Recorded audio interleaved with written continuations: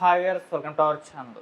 June 4న కూటమి గవర్నమెంట్గా ఫామ్ అయ్యి సంవత్సరం పూర్తవుతున్న నేపథ్యంలో అటు వైసీపీ దీనికి కౌంటర్గా ఒక పిలుపునివ్వడం జరిగింది. జూన్ 4న ఎన్నుపోటు దినంగా సెలబ్రేట్ చేసుకోండి అంటూ వైసీపీ తన కార్యకర్తలకైతే పిలుపిచ్చింది. అయితే దీని పట్ల ఇప్పుడు జనసేన వాళ్ళు ఫుల్ ఫైర్ అయి కౌంటర్లు ఇవ్వడం మొదలుపెట్టారు. అయితే టీడీపీ మాత్రం కాస్త మౌనంగా పాటిస్తుందేమో అన్న అనుమానం కలుగుతుంది. మరి ఎందుకు దీనికి జనసేన అంత గట్టి కౌంటర్ ఇస్తుంది, టీడీపీ ఎందుకు సైలెంట్గా ఉంది? ఇప్పుడు ఇదే అంశం మీద డిస్కస్ చేయడానికి ప్రజెంట్ మనతో పాటు సీనియర్ జర్నలిస్ట్ అరవింద్ కొల్లి గారు ఉన్నారు. వారిని అడిగి తెలుసుకునే ప్రయత్నం అయితే చేద్దాం.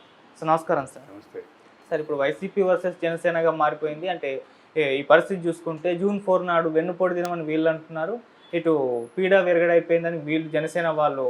అదే యాక్చువల్గా ఇది కూటమి వర్సెస్ వైసీపీగా ఉండాలి.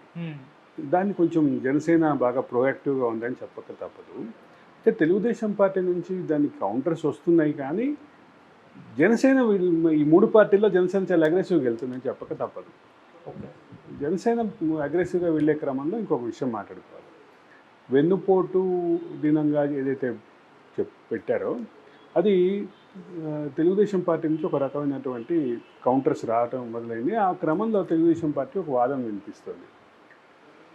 ప్రజల తీర్పుని అవమానించటం, ప్రజాప్రభుత్వం ఏర్పాటైతే ప్రజల తీర్పుని ఇది అవమానించడం, వెన్నుపోటు దినం జరపటం అనేది ఒక నాకు గుర్తున్నంత వరకు ఇట్లాగే వెన్నుపోటు దినం అని చెప్పి లక్ష్మీపార్వతి పార్టీ గతంలో ఎన్టీఆర్ని గద్దెదింపి చంద్రబాబు అధికారంలోకి వచ్చినటువంటి నేపథ్యంలో దానికి ఆగస్టు నెలలో ఉన్నటువంటి 7-8 తారీఖున నాకు కరెక్ట్గా గుర్తులేదు, కాదు 25-26 తారీఖులు, ఆగస్టు నెలలో ఒక తారీఖుని జరపాలని హడావిడి చేసింది.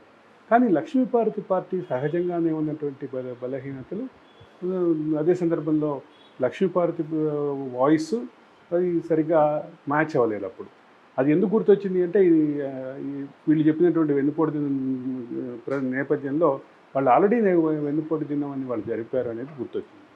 సరే, ఇక వెన్నుపోటు దినంగా జరపాలని ఏదైతే వైసీపీ పిలిపించిందో దానికి సన్నాహకాలు, దానికి సంబంధించినటువంటి ధర్నాలు, వీటన్నిటికీ ప్లానింగ్స్ అయిపోతున్నాయి. కానీ దానికి కౌంటర్ ఇవ్వాల్సినటువంటి కూటమిలో ఉన్నటువంటి మూడు పార్టీల్లో జనసేన ఏమో అగ్రెసివ్గా చెప్పేసింది, విరగడైంది అనేటటువంటి స్లోగన్ తోటి 4వ తారీఖు మేమంతా భారీగా ప్రదర్శనలు చేస్తాము, కౌంటర్ ఇస్తాము అని చెప్తుంది.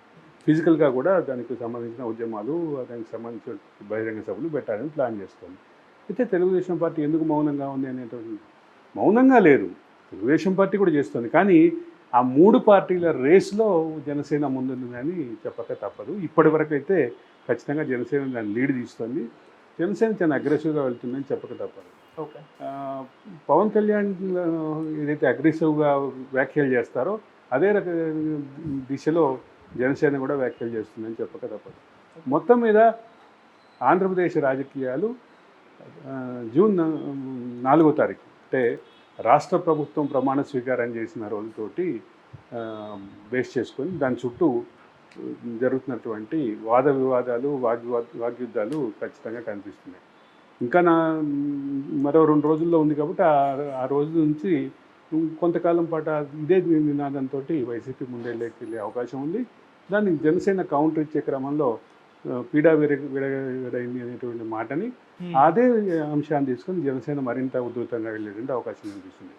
అయితే ఒక విషయం చెప్పాల్సింది, వైసీపీ మీద తమ అటాక్లో కానీ, వైసీపీ మీద తన రాజకీయ దూకుడులో కానీ ఎక్కడా తగ్గేది లేదు అని జనసేన ఈ పిలుపు ద్వారా క్లారిటీ ఇచ్చేసింది అని చెప్పక తప్పదు. ఓకే సార్, వైసీపీ మామూలుగా అంటే మొదటి నుంచి కూడా ఈ వెన్నుపోటు అంశాన్ని తెరపైకి తీసుకొచ్చి దాన్నే ప్రధాన అంశంగా మార్చిన సందర్భాలు ఎన్నో ఉన్నాయి. ఇప్పుడు 1 year పాలన కంప్లీట్ అయిపోయింది కాబట్టి 1 year పాలన పైన కూటమి గవర్నమెంట్ ఏం చేసింది, ఏం చేయలేదు అన్నది ఒక అలా రిలీజ్ చేసి ప్రజల్లో తీసుకెళ్ళాలి. కానీ మళ్ళీ వెన్నుపోటు తీసుకెళ్ళి అది ఇప్పుడు ఎవరికి యూజ్ ఉన్నప్పుడు జనరల్గా ఏం చేయాలంటే, ఇట్లాంటప్పుడు మేము మా పాలనలో మా హామీలను ఈ రకంగా ఇంప్లిమెంట్ చేసాం, మీరు ఈ హామీలను అమలు జరపడంలో ఫెయిల్ అయ్యారు, మీరు ఇంకింత పలానా పథకాలు ఇంకా ప్రారంభించలేదు అని జనరల్గా ఒక ఎన్నికలకి సంబంధించిన హామీల చుట్టూ ఇట్లాంటి చోట చర్చ జరగాలి. కానీ దీన్ని వెన్నుపోటు అని బ్రాండ్ చేయటం ద్వారా అంటే చంద్రబాబు మీద గతంలో కూడా ఆ రకమైనటువంటి ప్రయత్నం జరిగింది కాబట్టి అదే రకమైనటువంటి అంశాన్ని వీళ్ళు ముందుకు తీసుకొస్తున్నారు. గతంలో ఎన్టీఆర్కి వెన్నుపోటు పొడిచారు, ఇప్పుడు ప్రజలకు వెన్నుపోటు పొడిచారు అని చెప్పడం ద్వారా ఓకే. ఆ కొంత గెయిన్ చేయాలని వైసీపీ ప్రయత్నం చేస్తుంది. కానీ మీరు అన్నట్లుగా పథకాల చుట్టూ లేదంటే స్కీమ్ల చుట్టూ లేదా లబ్ధిదారులని కలుపుకొని ఆందోళన చేస్తే ఖచ్చితంగా కొంత ప్రభావం ఉండే అవకాశం ఉంది. ఓకే. ఆ అవకాశాన్ని కంప్లీట్గా వదిలేసి మొత్తం మీద మళ్ళీ చంద్రబాబుని టార్గెట్గా రాజకీయం చేయాలని ప్రయత్నం చేస్తుంది. కానీ చంద్రబాబుని టార్గెట్ చేస్తే ఇప్పుడు జనసేన దానికి రిటార్డ్ ఇస్తుంది. ఏం జరుగుతుంది అనేది ఇంకో 2 రోజుల్లో ఫుల్ క్లారిటీ వచ్చే అవకాశం అయితే ఉంది. ఓకే. మరి కానీ ఇదే వేగంతో భవిష్యత్తులో ఆంధ్రప్రదేశ్ పాలిటిక్స్ ఎట్లుంటాయి అంటే ఈ రకమైనటువంటి వాతావరణమే ఉండే అవకాశం ఉంది అనేది చాలా క్లియర్. అదే నేపథ్యంలో అంటే కూటమి ప్రభుత్వం ఏదైతే దూకుడుగా కేసుల విషయంలో కానీ నాయకుల్ని టార్గెట్ చేసినటువంటి విషయంలో అదే రకమైనటువంటి దూకుడు క్లియర్గా కనిపిస్తుందని చెప్పక తప్పదు. ఓకే. మరి కౌంటర్ అటాక్ అటు జనసేన వైసీపీ మధ్య జరుగుతుంది కదా సార్, ఒక వార్. మరి ఇప్పటి వరకు అయితే చూసుకుంటే ఎవరు ఆధిపత్యం కనిపిస్తుంది అనుకోవచ్చు సార్? అంటే ఆధిపత్యాలే ఉండవు ఇక్కడ. ఎందుకంటే ఎలక్షన్స్ కాదు, 4 సంవత్సరాల తర్వాత రాబోయేటువంటి ఎలక్షన్స్కి ఇప్పటి నుంచే అంటే చేపట్టబోయే ఎజెండాకి సంబంధించిన క్లారిటీ వస్తుంది. ఇదే రకమైనటువంటి భావాన్ని, ఇదే రకమైనటువంటి భావజాలాన్ని చూపించేటటువంటి అవకాశం అయితే ఉందని చెప్పక తప్పదు. Right sir, thank you so much sir.